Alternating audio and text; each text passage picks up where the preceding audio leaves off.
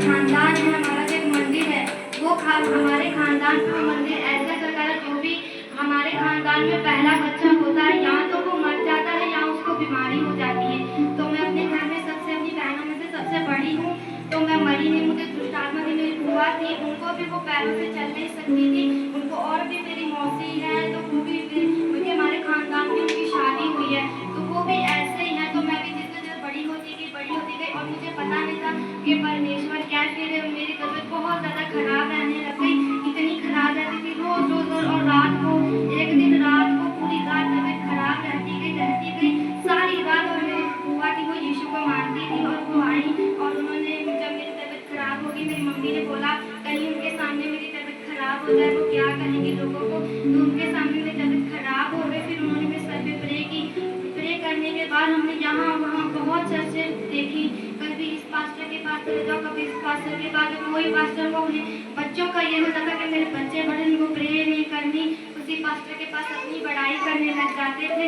जब फिर मेरी बुआ थी दूसरी वाली तो वो पास्टर जी को उन्होंने बुलाया और कहा कि यहाँ पे फिर हम उनके पास चर्च में आए। तो जब से हमने प्रे करनी ऑनलाइन से प्रे जुड़े, तब से मेरी तबीयत नहीं ठीक हुई। आज मुझे पता चल गया कि दुष्ट आत्मा मेरे शरीर से निकल चुकी है। और पता जब मैं मोबाइल देखती थी, मुझे गाने सुनने का बहुत ज़्यादा शौक था, इतना शौक था कि मैं रात रात भर भोजपुरी गाने देखती थी। मैं मोबाइल में देखती थी, मैं उनसे वीडियो देख के मैं वैसे डांस करने लग गई। मैं शादी में जाती थी तो मैं डांस करती थी, तो सब मेरे तारीफ करते थे कि बहुत अच्छा डांस किया है। तो फिर एक जब से हम इनके साथ जुड़े हैं प्रेम में, तब से मेरे भोजपुरी गाने को देखने ना सुनने का जी करता है। पहले मैं वीडियो भी बनाती थी, इंस्टाग्राम पे वीडियो बनाती थी भोजपुरी गानों पर। अब मैंने अपने सारे वीडियो डिलीट कर दिया। मेरा भोजपुरी गाने सुनने और देखने और डांस करने का बिल्कुल भी दिल नहीं करता, चाहे भोजपुरी गाने हो या कोई और हो। क्योंकि मैं रात रात भर मोबाइल में वही देखती रहती थी, सुनती रहती थी हेडफोन लगा के। मैं एक दिन नहीं होगा जब मैंने रोज गाने लगा के डांस ना किया हो। क्योंकि मैं यहाँ पे जाती थी, मेरी मम्मी चली जाती थी, मेरी मम्मी डांटती थी कि भोजपुरी गाने मत देखो, ये बेकार है, वो है जे, पर मैं सुनती नहीं थी। मैं हेडफोन लगा के डांस करना सबने मुझे बहुत अच्छा लगता था उनको सुनना। मैं सोचती थी कि वही है एक अच्छे गाने। मेरी मम्मी डांटती रहती थी मत करो, मैं वीडियो भी बनाती थी, अपनी मम्मी से चोरी चोरी बनाती थी। और मेरा दिमाग ऐसे परमेश्वर ने बदल दिया। नागिन के बारे में बताइए, वो नागिन कैसे आई? मैं जब मतलब कि थोड़े दिन हो गए होंगे, मेरा ऐसे दिल करता है जैसे मेरा पूरा शरीर ऐसे सांप का हो गया, ये पूरी ऐसे मेरे हाथ पैर एकदम जैसे खाल निकलती हो, ऐसे ऐसे होता था कि जैसे एकदम मेरे पूरे शरीर में खाल निकलती हो। ऐसे जब बहुत अजीब मेरे हाथ पैर मुझे ऐसे करने को करते थे, खाल निकलने को जी करता कि मेरे शरीर में इतनी वो अजीब तरह की फीलिंग होती थी, खाल निकलना, जैसे मेरे पैर पूरे सांप के हो गए। मेरा जी करता, मैं शादी में और सब नागिन डांस मस्ती करते थे तो मेरा भी जी करता था कि मैं नागिन डांस करूं। और मैं टीवी में नागिन वाला शो था वो देखती थी। ये नागिन वाला शो देखा करती थी। उस नागिन वाला शो देखने के द्वारा वो जो नागिन वहां देखती थी, वो नागिन इसके जीवन में आ गई और ये फिर करने लगी मैं नागिन हो गई। ये फिर वो नाग बनना शुरू हो गई।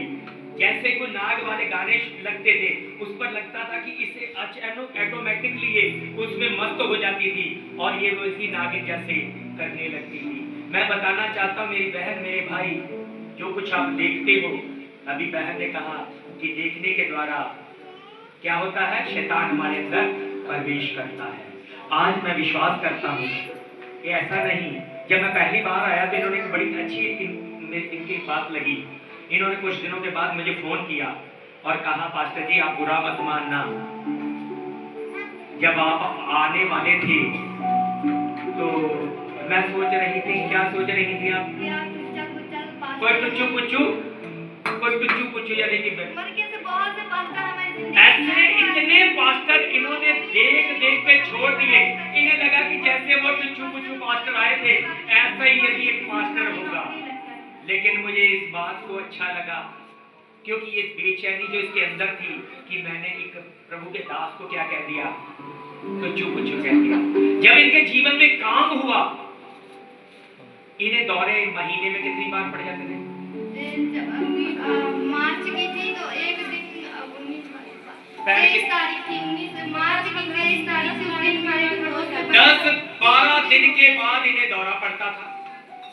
ये सोचते थे बीमारी है, बीमारी दी किसने थी?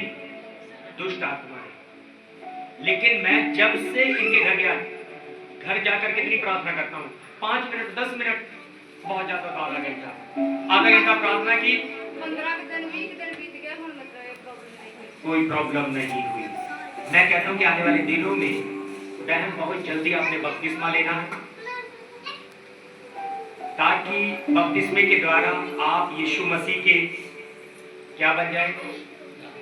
बेटे बेटियां बन जाए, यानी कि आपका ब्लड चेंज हो जाए।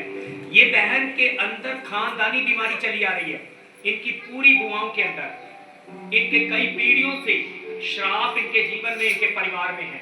अगर उन श्रापों से आपको छुटकारा चाहिए तो आपको आपका अपना ब्लड चेंज करना पड़ेगा, आपको अपना ब्लड की क्या करना पड़ेगा? चेंज।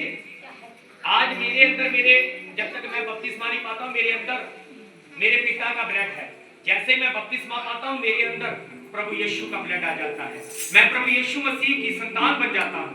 अगर मैं संतान बन गया तो फिर दुख तो प्रभु यीशु को ही होगा ना, कोई दिक्कत आएगी। इसीलिए बहुत जल्द आप जाकर तैयारी के साथ अगली बार आएंगे, आप बपतिस्मा पाएंगे। ताली बजाकर प्रभु का धन्यवाद।